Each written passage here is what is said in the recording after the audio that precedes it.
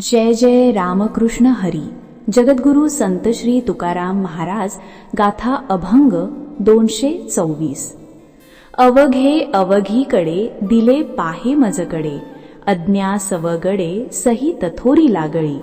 कारे धरिला अबोला, माझा वाटा देई मला. सिदोरीचा केला, झाडा आता निवडेना. भूक लागली अनंता, कारे नेणसी जाणता. भागलो वळिता, गाई सैरा ओढाळा. तुका करुणा भाकी हरी, पाहे गोळा टाकी. घेता जाला सुखी, भीतरी वांटी आणि कान.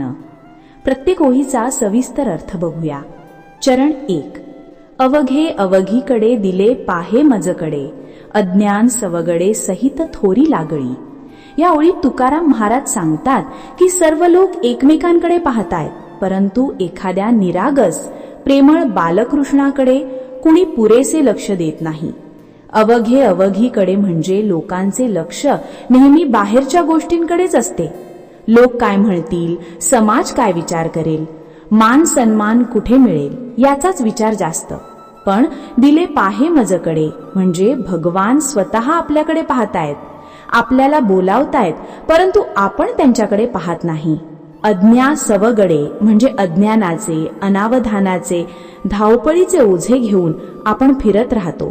सहित थोरी लागळी म्हणजे या सर्व सांसारिक थोरपणाच्या ओझ्यामुळे अहंकार, प्रतिष्ठेची भावना, स्वतःला काहीतरी मोठं समजण्याचा भाव आपल्याला पकडतो.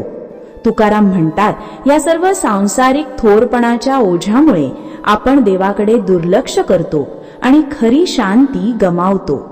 ध्रुवपद बघूया. कारे धरिला अबोला, माझा वाटा देई मला. सिदोरीचा केला, झाडा आता निवडेना. येथे कृष्ण एका छोट्या गवळ्याच्या रूपात भक्ताला प्रेमाने विचारतो, कशासाठी रे अबोला धरलास?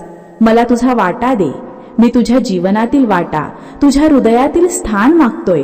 सिदोरीचा केला म्हणजे जे काही अन्न, प्रेम, भावना, मनातील साधेपणा आहे ते देवापासून लपवण्याचा प्रयत्न मनुष्य करतो. पण झाडा आता निवडेना. कितीही झाडून टाकले तरी मनातलं खरं काही देवापासून लपवता येत नाही.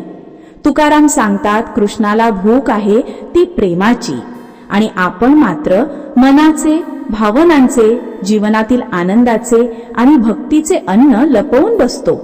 देव विचारता आहे, माझा वाटा दे, मला प्रेम दे, मी तुझी सिदोरी स्वीकारायला तयार आहे. चरण 3. भूक लागली अनंता, कारे नेणसे जाणता. भागलो वळिता, गाई सैरा ओढाळा. येथे कृष्ण स्वतःला अनंत म्हणतो, म्हणजे असीम, अंतहीन. म्हणजेच तो कोणती भूक बोलतोय? ही भूक आहे भक्तीची, प्रेमाची, समर्पणाची. तुकाराम सांगतात की कृष्ण भक्ताला विचारतो आहे, तुला कळत नाही का मी तुला प्रेम मागत आहे?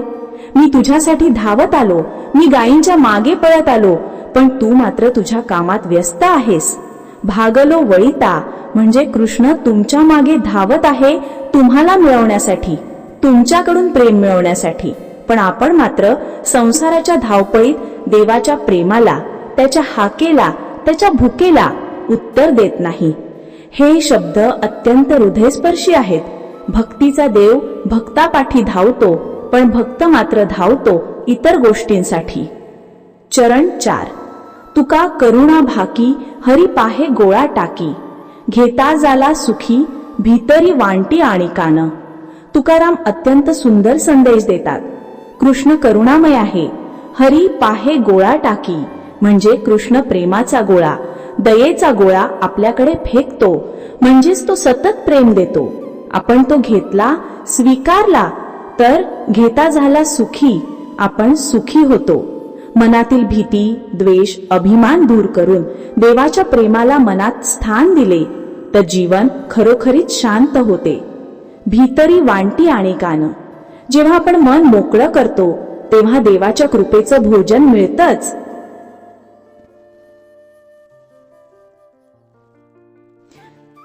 सुंदर शिकवण बघू. अभंग 224 आपल्याला सांगतो की देव दूर नाही, तो आपल्या पाठी धावत येतो.